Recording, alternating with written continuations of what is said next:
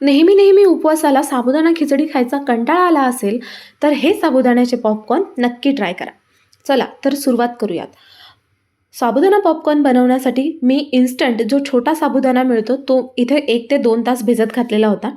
त्यानंतर आपण यात एक मोठ्या आकाराचा कच्चा बटाटा किसून घालतोय.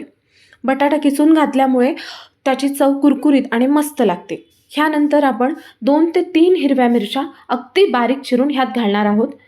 चवीपुरतं मीठ घालायचं आणि ह्यानंतर आपण इथे शेंगदाणे भाजून घेतलेले आहेत, तर त्याचं कूट देखील आपण थोडंसं घालणार आहोत.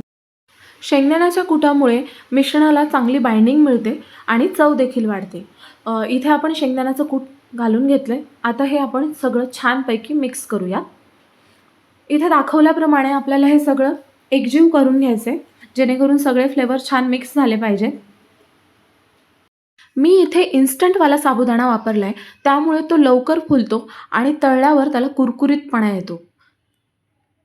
आपलं मिश्रण तयार आहे.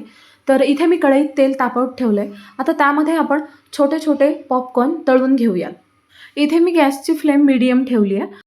आता एक एक करून सगळे पॉपकॉर्न तेलात सोडून घेऊयात आणि मीडियम टू हाय फ्लेमवर आपल्याला हे तळून घ्यायचे आहेत.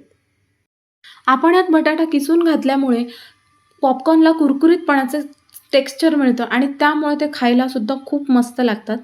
जर कधी तुम्हाला उपवासाची खिचडी खाऊन कंटाळा आला असेल आणि एरवीही जर तुम्हाला कधी स्नॅक्ससाठी ट्राय करायचं असेल तर तुम्ही हे साबुदाण्याचे पॉपकॉर्न ट्राय करू शकता.